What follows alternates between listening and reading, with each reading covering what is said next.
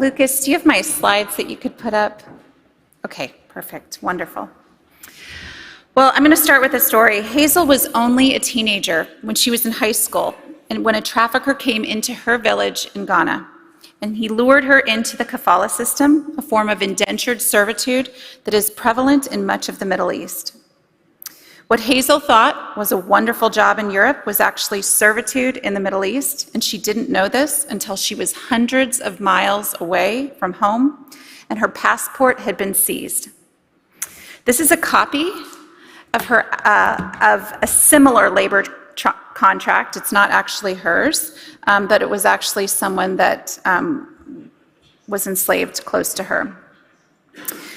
She signed it. I've actually cut out all of the identifying information. I have permission to share it, but it used a simple fingerprint, not a signature instead. But I want to just give you a couple examples of what's on here so that you can read it. One of the things it says is that there are no days off in a week.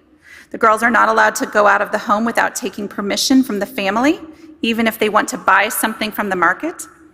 And if any of them want to go back to their country before the contract ends, they should pay $2,500 to the company and buy a ticket for themselves.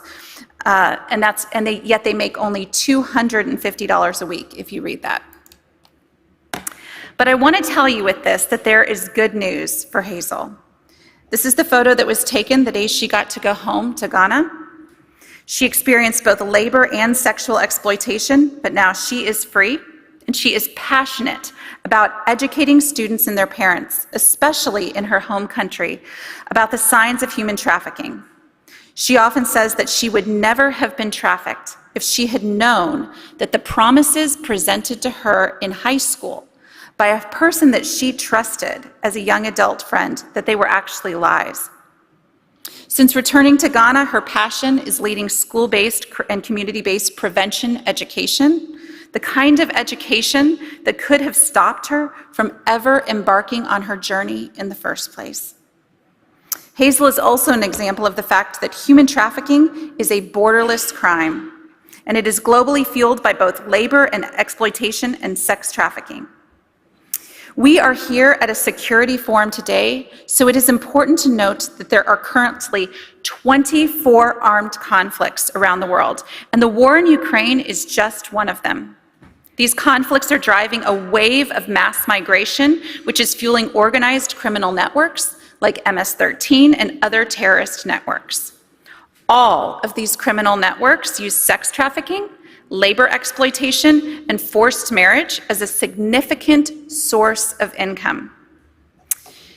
In 2015, the US Treasury found that, quote, money generated by local MS-13 cliques engaged in sex trafficking, drug trafficking, murder for hire, extortion, and money laundering was, quote, consolidated and funneled to the group's central leadership in Central America.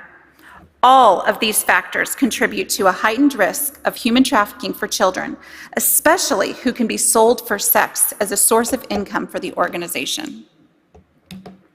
Human trafficking is big business, and unlike any other human rights abuse, it is a transnational, organized crime, and it is actually the second largest criminal enterprise in the world, only surpassed by drug trafficking. In the United States, in March alone of this year, more than 12,000 unaccompanied children crossed the US southern border. And this number has remained relatively consistent month after month. Now, smuggling, as Karen pointed out earlier, is very different than human trafficking. So when I am referring to human trafficking, I'm not referring to human smuggling. However, there is an intersection because those who are smuggled are absolutely more vulnerable to human trafficking. Many of these children were between the ages of 11 and 14, the prime age targeted for sex trafficking.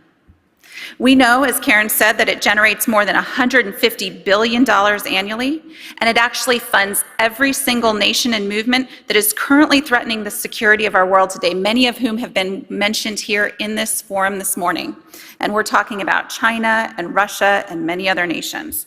And that is why there is a critical intersection between human trafficking and illicit finance networks. Many of the Latin American children sent across the border alone or with smugglers have been taken by organized criminals in the cartels, And what frequently follows is child sex trafficking or labor exploitation. Children are often canaries in the mine shaft, if you know that term. They are targeted by traffickers who leverage lax rule of law, shadowy supply chains, and lucrative black markets to see how far they can go from profiting on human suffering. To put it very plainly, a vulnerable child is much more easily manipulated, hidden, and then discarded.